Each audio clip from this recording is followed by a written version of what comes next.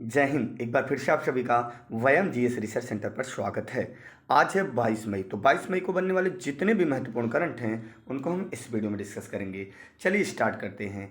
पहला प्रश्न यहाँ पर दिया गया है, पेंशन मंत्रालय के केंद्रीय मंत्री का नाम बताइए जिन्होंने हाल ही में आईएएस अधिकारियों की ई बुक सिविल लिस्ट 2022 जारी की है। तो याद रखना, जितेंद्र सिंह। क्या नाम है? तो जितेंद्र सिंह पेंशन मंत्रालय यानी पेंशन केंद्रीय मंत्रालय हैं। क्लियर है? जिन्होंने आईएएस अधिकारियों की ई बुक सिविल लिस्ट 2022 जारी की है। कौन सा? 2022 जारी की है।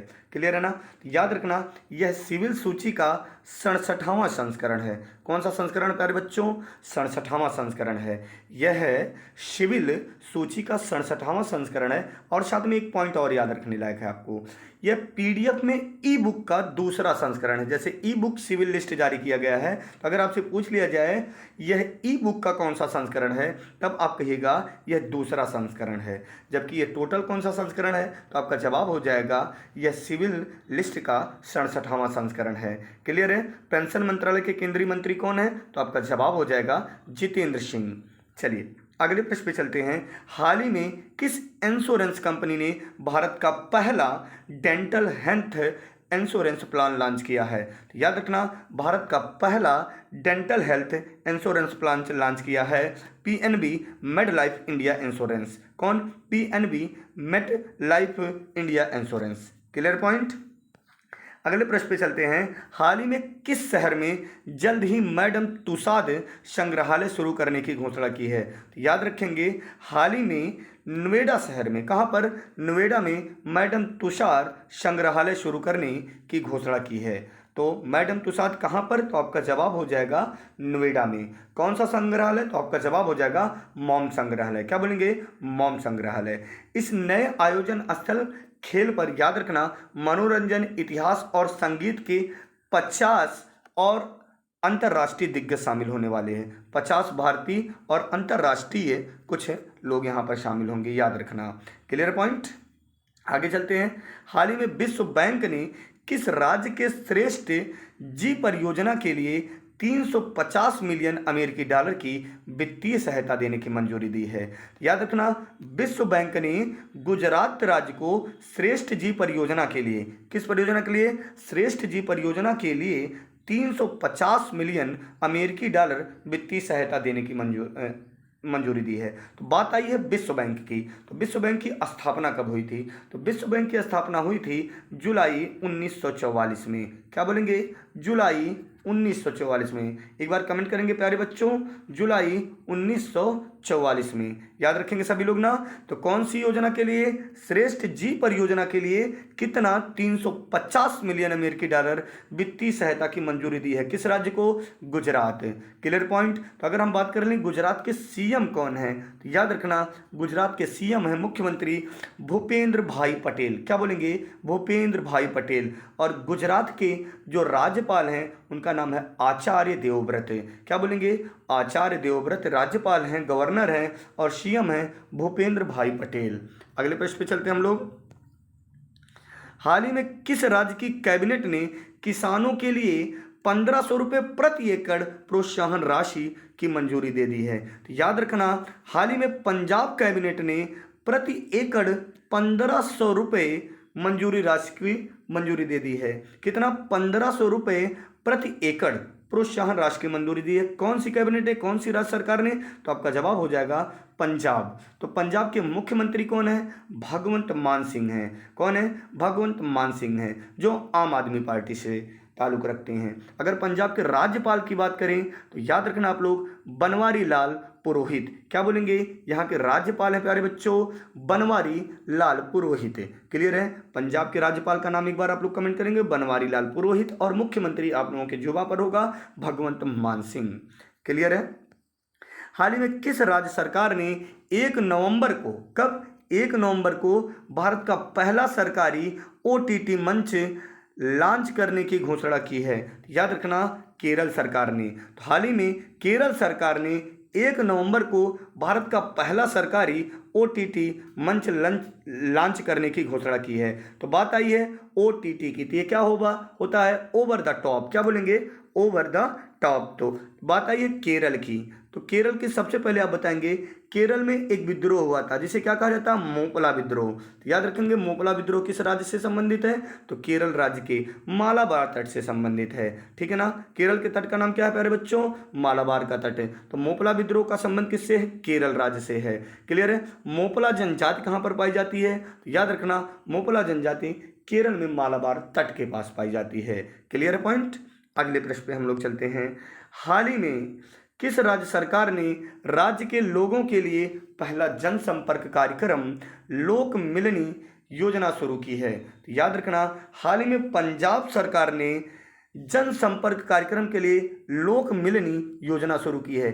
याद रखना लोक मिलनी योजना किसने शुरू की, तो पंजाब सरकार ने। और यहीं पर याद रखना जन निगरानी ऐप किस राज्य ने लॉन्च किया, जन निगरानी ऐप किस राज्य ने लॉन्च किया, तो याद रखना जम्मू कश्मीर। क्लियर है ना।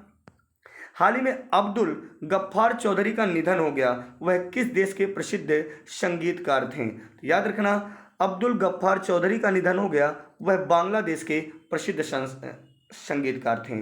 क्लियर है। बात आई है बांग्लादेश के, तो अगर हम बात कर लेते हैं बांग्लादेश, तो बांग्लादेश भारत के 5 राज्यों से सीमा बनाता है। कितने राज्यों से प्यारे बच्चों, 5 राज्यों से बनाता है। और बांग्लादेश से भारत का एक राज्य ऐसा है त्रिपुरा, जो 3 तरफ से घिरा हुआ है। त्रिपुरा बांग्लादेश से 3 तरफ से घिरा हुआ है। क्लियर है। और याद रखना भारत से सीमा बनाने में सबसे अधिक सीमा बनाने वाले पड़ोसी देशों में बांग्लादेश सबसे आगे है। क्लियर है। बांग्लादेश, तो बांग्लादेश की मुद्रा आप लोग कमेंट करेंगे तो क्या हो जाएगा, और राजधानी, तो बांग्लादेश की राजधानी ढाका और मुद्रा हो जाएगी टका। Clear point. तो अब्दुल गफ्फार चौधरी का निधन हो गया, जो किस देश के प्रसिद्ध संगीतकार थे, तो बांग्लादेश के। क्लियर पॉइंट, याद रहेगा सबको।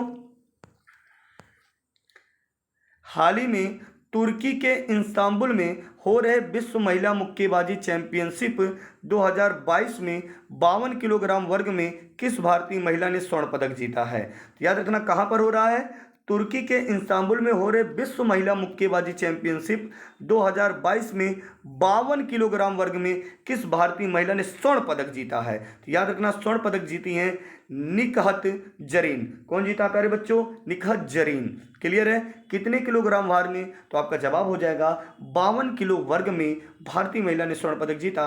और कहां पर हो रही है विश्व महिला मुक्केबाजी चैंपियनशिप, तो आपका जवाब हो जाएगा तुर्की के इस्तांबुल में हो रहा है। Clear point. तो बात आई है तुर्की की, तो विश्व की सबसे अधिक लवणीय झील जो है वान झील, वह कहां पर स्थित है, तो तुर्की में ही स्थित है। क्लियर। तुर्की की राजधानी या टर्की की राजधानी, तो बोलेंगे अंकारा है। क्लियर है। हाल ही में किसने अपने बांग्लादेशी समकक्ष डॉक्टर हसन महमूद के साथ संयुक्त रूप से बंगबंधु पर भारत बांग्लादेश सह उत्पादित फीचर फिल्म का 90 सेकंड का ट्रेलर जारी किया है, तो याद रखना कौन जारी किया है, तो अनुराग सिंह ठाकुर। अनुराग सिंह ठाकुर क्या है, केंद्रीय सूचना और प्रसारण मंत्री है। ठीक है ना, अनुराग सिंह ठाकुर क्या है, केंद्रीय सूचना और प्रसारण मंत्री। Clear point. तो हाल ही में किसने अपने बांग्लादेशी समकक्ष डॉक्टर हसन महमूद के साथ संयुक्त रूप से बंगबंधु पर भारत बांग्लादेश सह उत्पादित फीचर फिल्म का 90 सेकंड का ट्रेलर जारी किया है, तो अनुराग सिंह ठाकुर। ठीक है ना, ये खेल मंत्री भी हैं, याद रखना केंद्रीय सूचना और प्रसारण मंत्री भी हैं। Clear point. फिल्म का नाम आप लोग याद रख लेंगे, क्या नाम है, Mujib the making of a nation. क्या बोलेंगे, Mujib the making of a nation. चलिए प्रीवियस डे के रिवीजन करते हैं। प्रीवियस डे के रिवीजन के नियम वही है कि वीडियो को पॉज करके आप लोग पहले अपने उत्तर कमेंट कर लिया करिए और फिर लास्ट में कमेंट किया करिए कि आपके कितने प्रश्न सही हैं। तो किस विश्वविद्यालय के शोधकर्ता ने पहली बार चंद्रमा की मिट्टी पर पौधे उगाए हैं, तो याद रखना, उम्मीद करते हैं आप लोग जवाब दे चुके होंगे, फ्लोरिडा विश्वविद्यालय। क्या बोलेंगे, फ्लोरिडा विश्वविद्यालय के शोधकर्ता ने पहली बार चंद्रमा की मिट्टी पर पौधे उगाए हैं। तो किस अमेरिकी की राष्ट्रीय विज्ञान अकादमी के लिए चुना गया है, तो किसे अमेरिका का राष्ट्रीय विज्ञान अकादमी के लिए चुना गया है, तो आपका जवाब हो जाएगा डॉक्टर कमल बाबा। उम्मीद करते हैं आप सही जवाब दिए होंगे। और तीसरा प्रश्न यहाँ पर आपसे कह रहा है, 20 मई को विश्व भर में कौन सा दिवस मनाया जाता है, तो 20 मई को विश्व भर में 2 दिवस मनाया जाता है। एक तो मनाया जाता है विश्व मधुमक्खी दिवस और दूसरा विश्व मेट्रोलॉजी दिवस। कौन कौन सा? विश्व मधुमक्खी दिवस और विश्व मेट्रोलॉजी दिवस। क्लियर है? 20 मई तो मधुमक्खी दिवस और मेट्रोलॉजी दिवस कब? 20 मई को मनाया जाएगा। भोपाल में हो रही 12वीं हॉकी इंडियन सीनियर महिला राष्ट्रीय चैंपियनशिप 2022 में कौन विजेता बना है? तो याद रखना, उड़ीसा राज्य में विजेता बना है। कौन सा? उड़ीसा। उम्मीद करते हैं आप चारों के चारों प्रश्नों का उत्तर सही दिए होंगे। वीडियो को यहीं पे समाप्त करते हैं। आप लोग प्लीज़ वीडियो को शेयर करना ना भूलें। जय हिंद,